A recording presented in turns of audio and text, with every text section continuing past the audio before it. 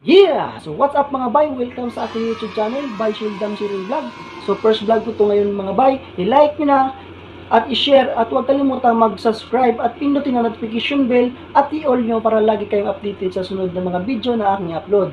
So ngayon guys, ang topic natin ay tungkol sa kung paano mag-operate ng Tadano GR600AX mobile crane wrap terrain. So ang video na to guys ay ginawa ko dahil din doon sa isa kong kaibigan sa Facebook na nag-request sa akin na turuan ko raw siya kung paano mag-operate ng mobile crane at para magkaroon daw siya ng idea at maging operator na siya malang araw. Yun. So ngayon guys, ginawa ko na rin itong content dito sa ating YouTube channel para ma-share ko na rin yung knowledge ko at yung skill ko na natutunan at yung mga tinuturo sa akin ng mga malupit natin na mga kaibigan na crane operator. Lalo-lalo na sa iyo Kuya Emil, shout out sa iyo dyan sa Cebu, sana lagi kang safety. So yun guys, huwag natin masyadong pahabain pa. Kung interesado ka sa ating video, so huwag kayong mag-escape, tuloy-tuloy lang sa panood hanggang sa dulo at mamaya i-update ko kayo sa pagdating natin doon sa ating unit. So, yun guys. See you later. Yeah!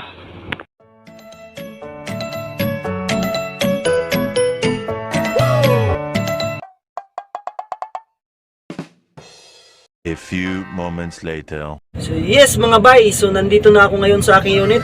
Umpisahan natin ang tutorial ng Tadano GR600AX mobile crane wrap terrain. So let's do this!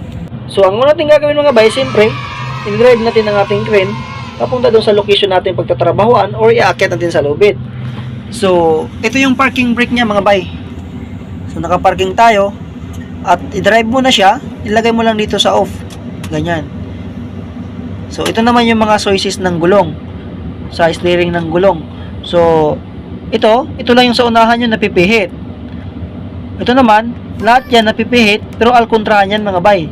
Pag pinihit mo sa kanan, yung unahan pa kanan, yung puwit pa kaliwa.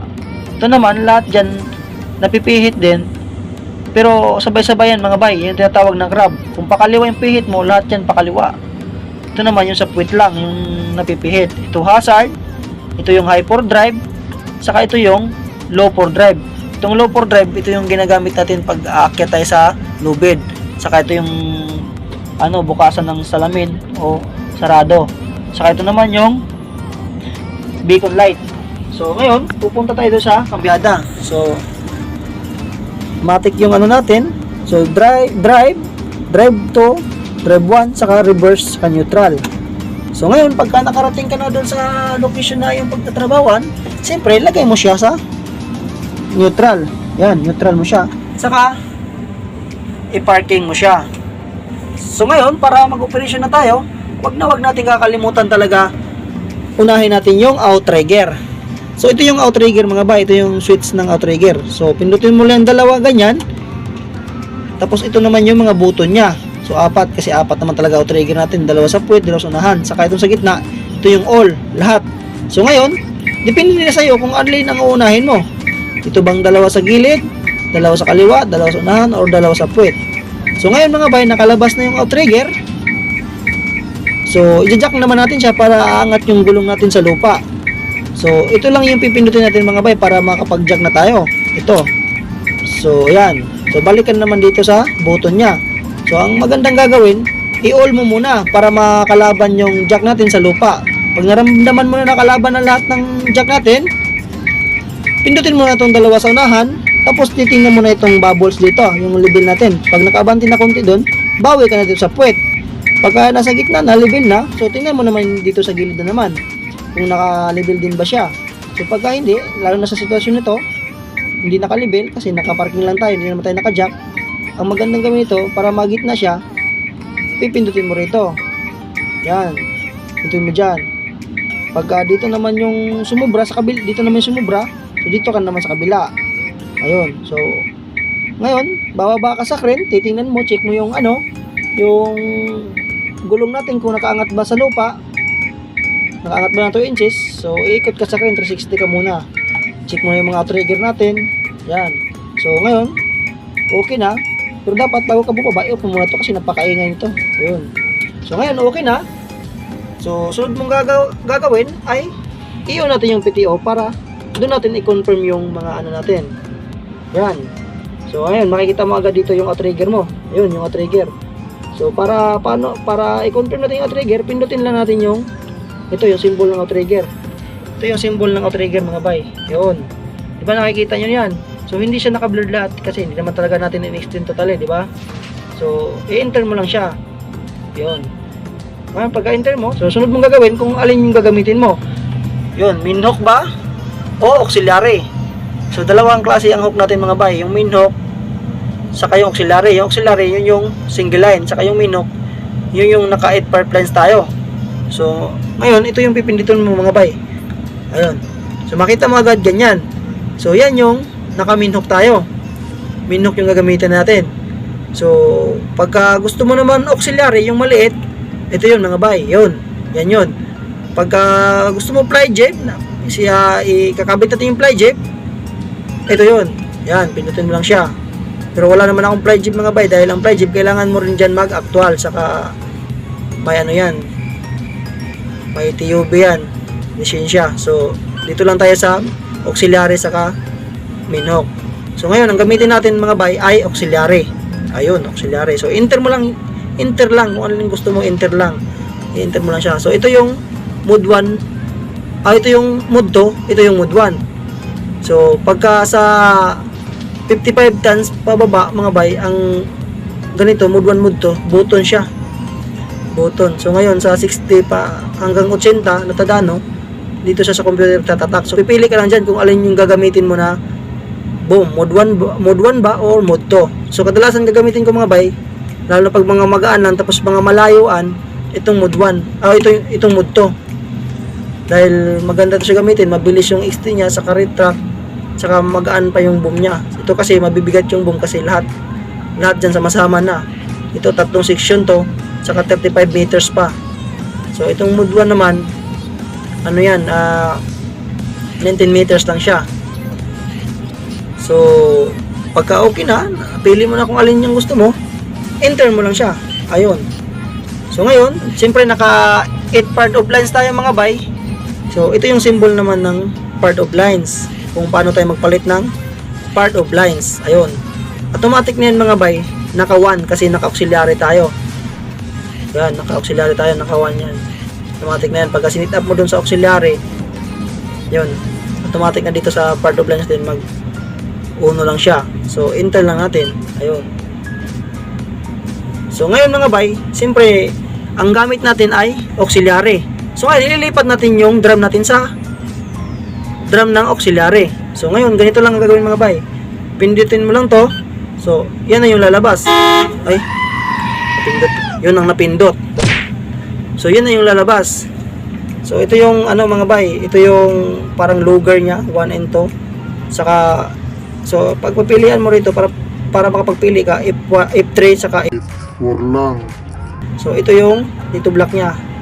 Alarm yung anti-to block. Saka ito naman yung sa diesel. Saka ito na yun mga bay. Ito na yun. So ito naman yung sa wind speed. Ito naman sa brightness. Pero kung gagalawin yan dahil baka lalabo, hindi pa natin makita. So wind speed. So ito yung sa drum. So enter mo lang siya mga bay. So ito yung sa main hook drum. Saka ito yung sa auxiliary drum. Di ba nakita yung arrow, di ba? Auxiliary drum. Ito yung main hook drum. Ito yung auxiliary drum. So ngayon ililipat natin siya sa auxiliary drum. So F3 lang, yan. Tapos enter siya.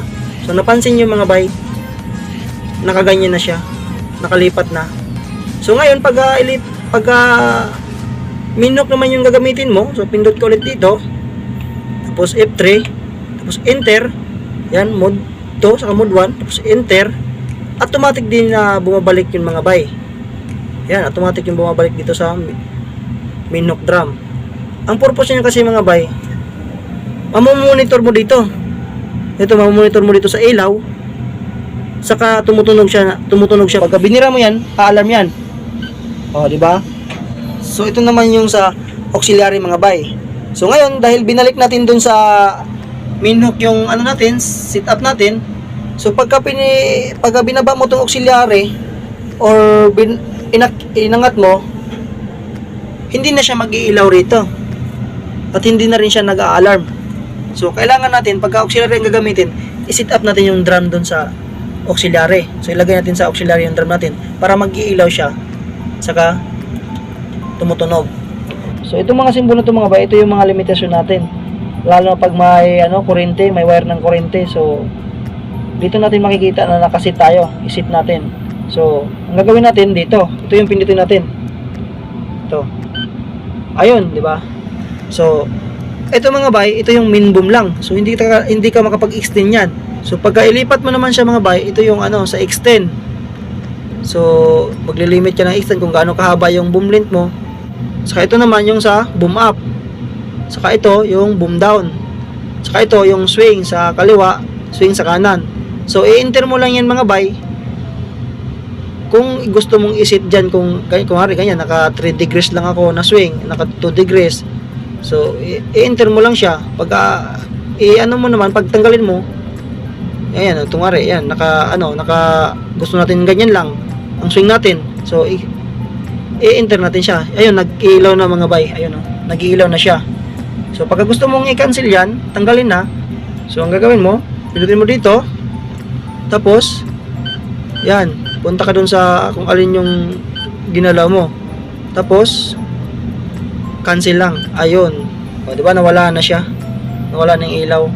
So ngayon mga bay, ito naman yung sa part of lines. So naka 8 part of lines tayo sa minok natin. So ito yung gagalawin natin siya. Ito yung symbol niya. So dito natin makikita kung ilan yung part of lines natin na kailangan gamitin. So F4 padagdag hanggang 12. 12 lang yung maximum niya sa 60-10, sa 80 14. So ilagay natin sa 8 kasi naka 8 lang yung part of lines natin. So enter yan mga bay. So ngayon, ito yung part of lines. Ito yung sa sa boom length natin, kung gaano kahaba yung boom length natin, tatatak yan dito mga bay. Saka dito yung boom angle natin, kung gaano kahaba yung boom up natin, saka yung boom down natin. So dito din makikita yung mga bay. So ito naman yung reduce. So dito natin makikita kung gaano kalayo yung bubuhatin natin. So dito din natin makikita mga bay kung saan tayo nakaharap. Sa gilid ba? Sa puwit ba? Or nakasintro ba tayo? Lalong-lalo na bago tayo mag-retract ng outrigger, dapat nakasintro na tayo at nailak na natin yung swim brake. So ito naman mga bay, yung gross capacity. At ito naman yung gross details capacity. Dito natin makikita kung gaano kabigat yung binuhat natin kasama na yung rigging equipment. At ito naman mga bay, yung boom tip high natin. Yung dito natin makikita kung ilan yung degrees ng swing natin. At yung wind speed. Ito, wind speed. So ito naman mga bay, yung IT2 block. So yung napapansin nyo, yung sa hook natin, mayroon yung IT2 block.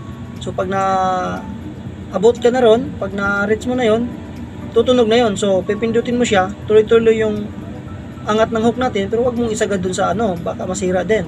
So ito naman yung AML, automatic moment limiter. So may 2 tons to mga bay. So pagka ginamit mo na to, kung hindi mo na kaya yung boom down kasi na reach mo na tong gross capacity, so makakalagpas ka pa ng 2 tons dito. So magiging 12 tons to pagka inon mo na to. So yun. Tapos ito naman yung press swing niya mga bay. Press swing. So pag lalo na pag tandem, tapos i-press swing mo siya, tapos nag-swing na yung kasama mo, hahatakin ka lang nun. Suppose ito naman mga bay, yung extend saka retract. Ito naman boom up saka boom down. Ito boom up saka boom down, extend saka retract. At ito naman sa kaliwa, swing, at ito yung auxiliary mga bay. Tapos pagka nag-extend ka mga bay, yan, nag-extend ka, tapos naabot mo na yung 35 meters sa mode to, so hindi na mag-extend yun. Hindi na siya mag-extend, hanggang doon na lang siya. So ang gagawin mo para mag-extend siya, para i-extend yung mode 1, automatic na mag-extend yung mode 1, pipindutin mo lang itong button na to mga bay. Ganun din ang gagawin mo pagka nag-mode 1 ka. So 19 meters. Pagka na-reach mo na yung 19 meters, hindi na rin siya mag-i-extend. So pakan mo lang siya dyan, tapos pindutin mo to, automatic din na lalabas yung mode to. Saka ito naman mga bay sa right side, ito naman yung min hook. Ito yung min hook, yung malaking hook. Ito yun. Tapos ito naman yung boom up, boom down. At ito naman mga bay yung swing lock. Bago ka mag-travel, i-lock mo talaga to, ibaba mo siya. Saka ito, siyempre, alam nyo na to. RPM, saka brake. At ito naman yung easy niya, mga bay. Yan, yung aircon niya. Saka ito yung susi ng fly jib. So, pagka nakakabit yung fly jib mo, dapat naka-equip siya. Pagka tinanggal yung fly jib mo, dapat ilagay mo siya sa remove. Ganyan.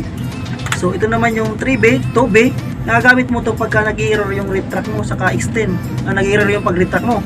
Saka ito naman yung sa bypass ng drum. Saka ito mga bay, yung sa yung sa parang logger niya. Saka wiper. Ay sa tubig, wiper, sa ilaw. So, wala na ba?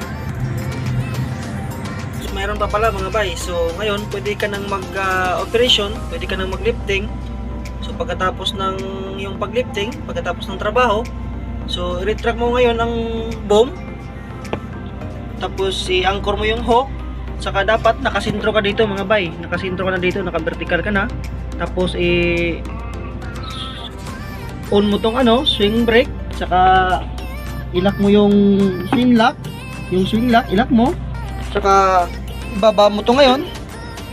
Tapos saka mo patayin yung computer box. Yan yung PTO. Saka kung ano yung ginawa natin kanina mga bay sa pag-extend ng outrigger, alkontrahin lang natin yon. So ngayon, kanina ang ginawa natin, ito yung in-on natin. So ngayon, ang gagawin natin, ito yung i-on natin sa baba. So ang gagawin natin pagkatapos, siyempre pag mag-retract tayo ng jack para pantay yung pagbaba, i-all natin. Ito, i-all natin.